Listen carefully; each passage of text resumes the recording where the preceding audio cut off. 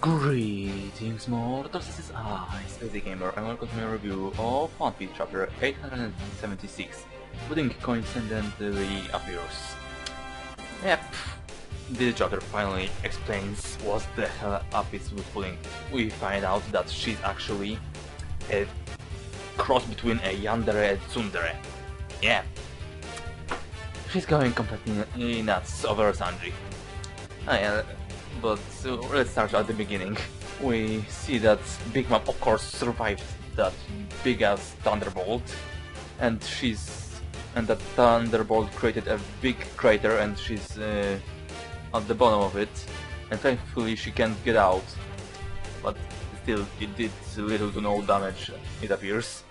She tried to climb out of that crater, but she can't, so she just decides to rip through Earth itself.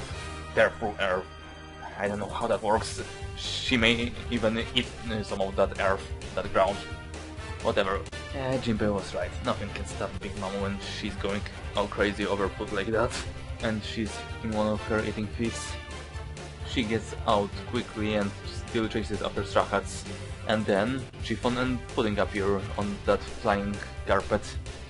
Sanji is happy to see Pudding, but Pudding just goes straight Yandere supervillain and tells them that she'll be happy to see them die. Yeah, Pudding has her memory. Pudding has her emotions all messed up. So right after saying that, she begins crying and regretting the things she just said. Of course, what she said pissed off Luffy because, of course, a person who betrayed them now comes to them to trash talk. So of course Luffy would get pissed. Anyone would get pissed. She just keeps switching between the Yandere and the meek Pudding for now, I guess. But long story short, she's mentally unstable because of Sanji right now. So Chiffon decides to do the attacking. She explains that the situation and asks Sanji for the help in making the cake, and they have to go to the chocolate island to get the ingredients, so that's that, and they need the Straw Hats to stall for time to lead Big Mom around and survive until they are done with the cake. And then the full Tsundere awakens in Pudding. She just goes, "It's not like I don't want you to die or anything, I didn't come here to help stop Big Mom or anything, Sanji." Like, seriously, everyone is shocked at her messed up emotions. She's literally a mix of Tsundere and Yandere. And you're not supposed to mix two of those, because this is gonna be one finest madness. Yeah, Big Mom spots Chiffon and Pudding and decides to attack them with her sword. So they just grab Sanji quickly and decide to go to the island with the ingredients. But then they realize that Luffy and the company are going the wrong way, so they point them in the right direction. And we get to see a little bit more of Pudding's abilities.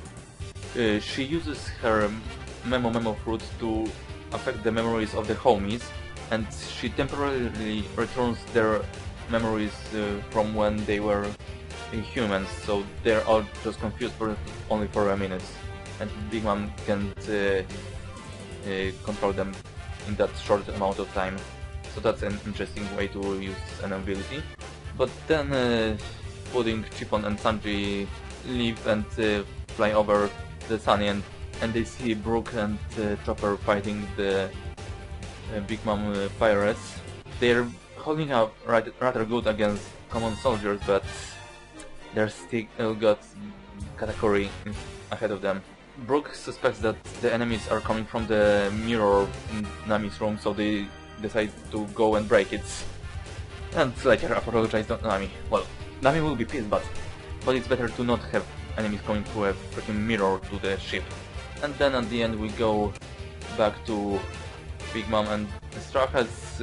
We see Prometheus getting pissed at Zeus for having that thunder orgasm, or whatever the hell do you wanna call that big ass thunderbolt.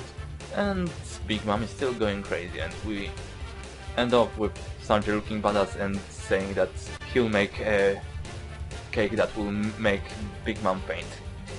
So yeah, that's a pretty nice chapter we have today.